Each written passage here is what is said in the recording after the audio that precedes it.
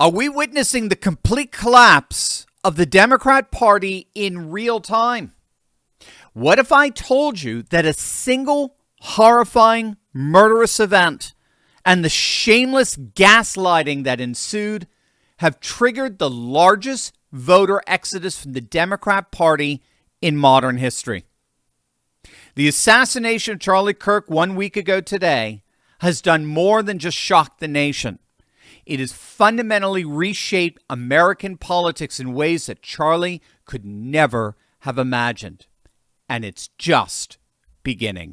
Hey gang, it's me, Dr. Steve, your patron professor, here to help you make sense of the madness as the far left desperately tries to stop the unstoppable rise of a new conservative age that you are making happen all over the world. So if you want a daily front row seat on how you are changing the world in ways you never even imagined, make sure to smack that bell and subscribe button. Also, I do have a big announcement. We talked about this yesterday, but we got a little surprise for all of you. I started a new channel. That's right. If you're looking for clear, powerful insights to make sense of the world around us in just about 60 seconds or so, check out our brand new Turley Clips channel. These are short, inspiring takes that help you think clearly so you can live courageously, rooted in timeless truths and hopeful trends. And I would really appreciate it if you would go on over there to subscribe and share it with your friends. Just click on the link below or search Turley Clips on YouTube and be sure to subscribe so you're always grounded and always ready. All right, let's dive right in here. So when 22-year-old Tyler Robinson fired that fatal shot at Utah Valley University, killing Charlie Kirk during a campus debate, he did not just silence one of conservatism's most effective voices. He exposed the toxic underbelly of Democrat rhetoric and sentiment that has been festering for years. Robinson, who's been described by authorities as someone radicalized online with leftist ideology, told his trans partner in text messages, quote, "I've had enough of Charlie Kirk's hatred. Some hate can't be negotiated out." It is obvious left-wing talking points making their way into his rationale for this sickening act. But here's what's truly remarkable, horrifically so.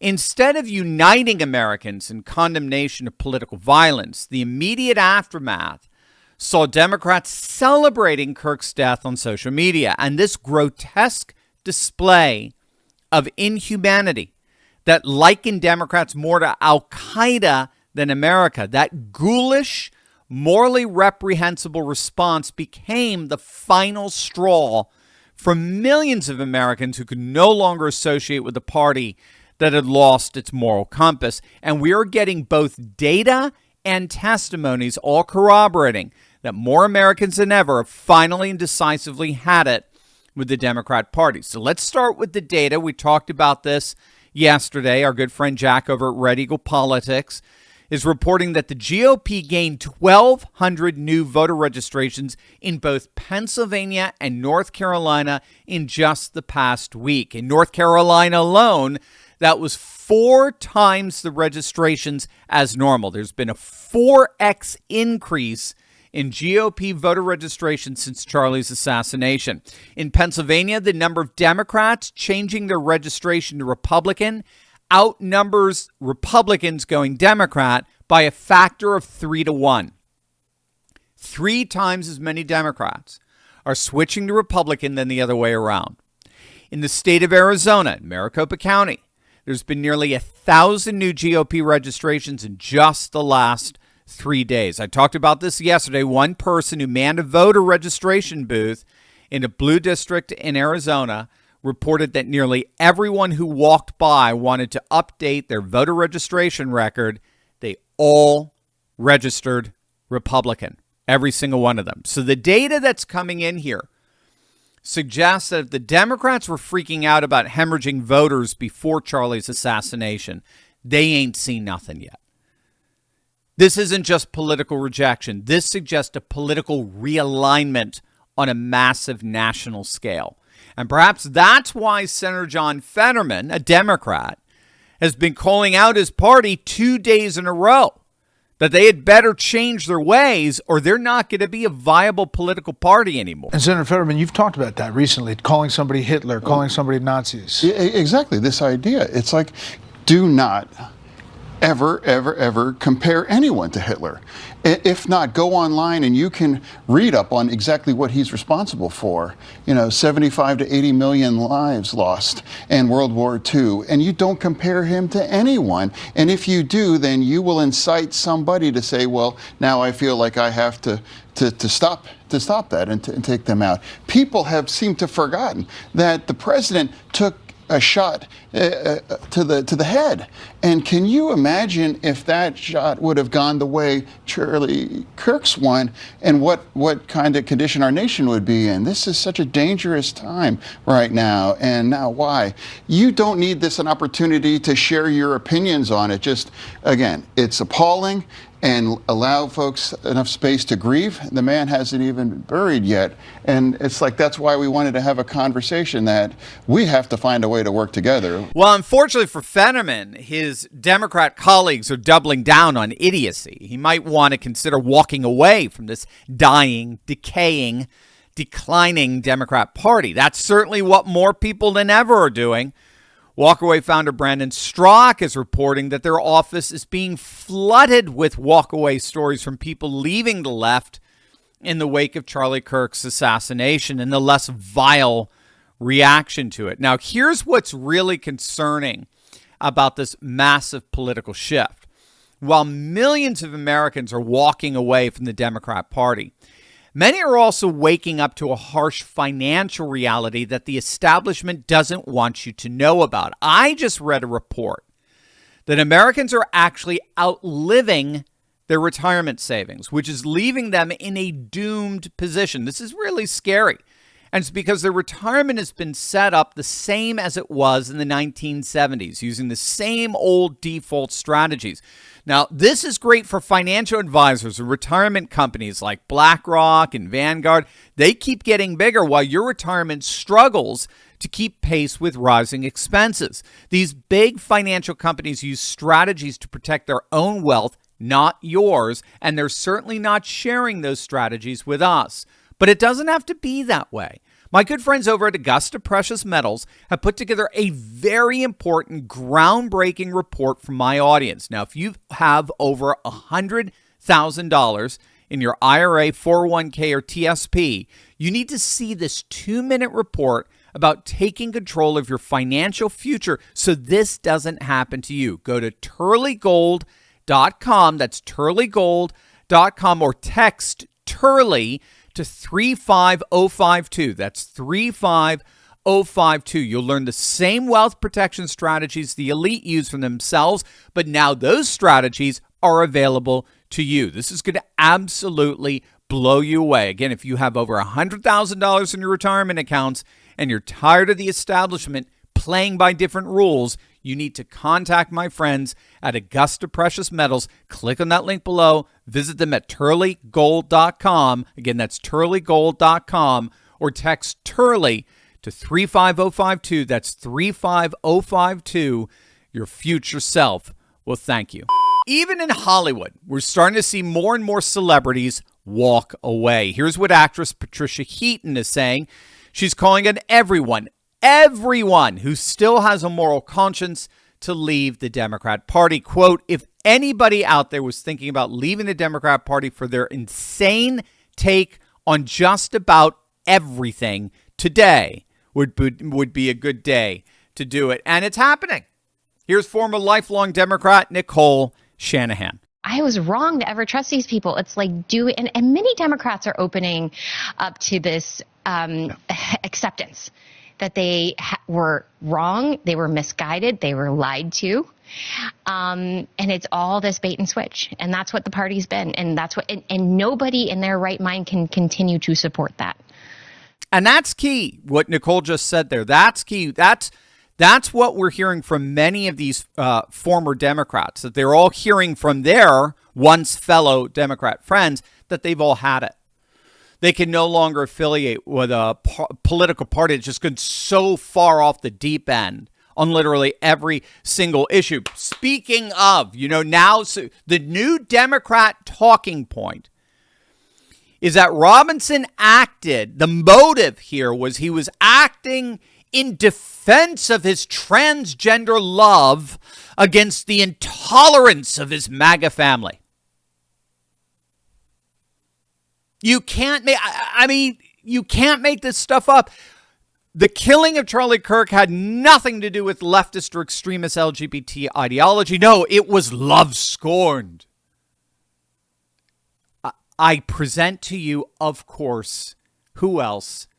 CNN. But this is a young man who's dating a person in transition. And I'm a conservative father, and I question, let's say my daughter brought home the first guy that she brought home. I question the guy that he brought home, she brought home. Was the dad questioning him politically? Is this a political motivation, or was this a psychological kind of thing? I guess I don't know that we'll ever get into fully the minds of what happened here, but it is really horrible that Charlie Kirk was murdered by this person. Absolutely. Like, full stop, end of sentence, horrifying. And whether there are plenty of people who have conflicts with their parents who don't murder people. And, I just think we should all just acknowledge that it was a horrifying, terrible thing, and he deserves punishment for what he did because he took the life of a person. Yeah, you just heard that. You just heard that. You just saw that. That is supposedly an advanced civil society. That was real. That wasn't a Saturday Night Live skit. That was an actual panel on a real cable news network taking serious the notion that this killing was not ideologically motivated. It was relationally motivated. And worse, it was motivated by a conservative MAGA father rejecting his son's soulmate simply because he was transgender. This is about transphobia.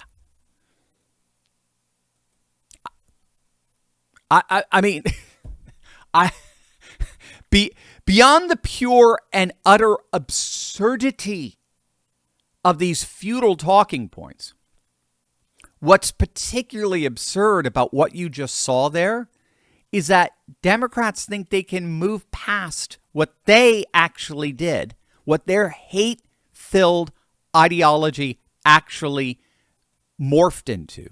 They think they can move past this by hosting roundtables made up of D-list losers that nobody watches. For the exception of Scott Jennings, of course.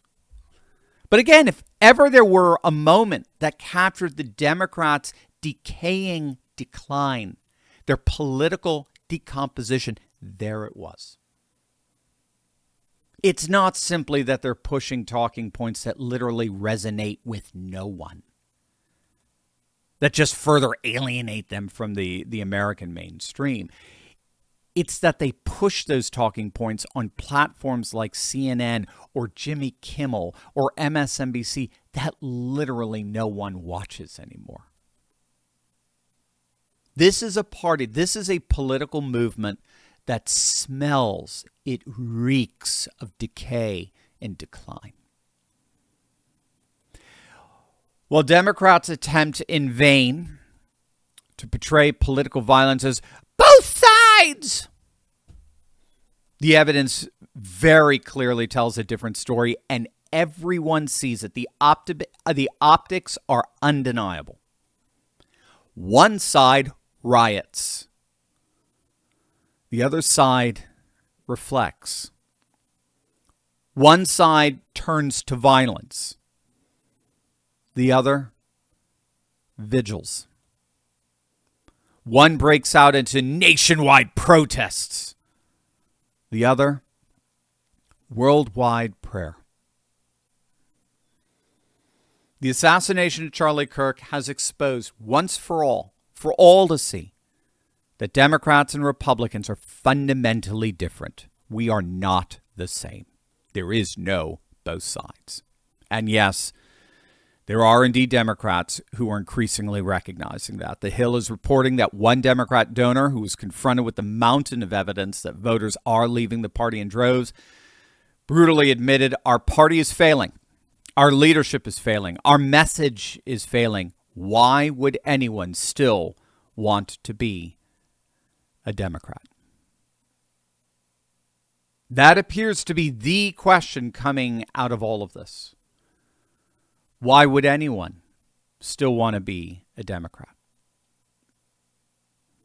Charlie Kirk's assassination has become a clarifying moment for American politics. It's shown definitively which party stands for civil discourse and which celebrates violence against its opponents. The massive voter exodus from the Democrat Party isn't just about policy disagreements, it's about fundamental decency and the kind of country we want to be. The evidence is overwhelming. America is experiencing a great political realignment, triggered by the tragic death of Charlie Kirk, but rooted in years of Democrat extremism and terroristic rhetoric. The walking away isn't just beginning, it's accelerating. And it may represent the most significant political shift in a generation. Do you want to ask me your biggest questions and maybe win free merch while you're at it? Well, join my Courageous Patriot Club and be part of the uncensored Monday night Q&A, all for only $10 a month at turley.pub/club.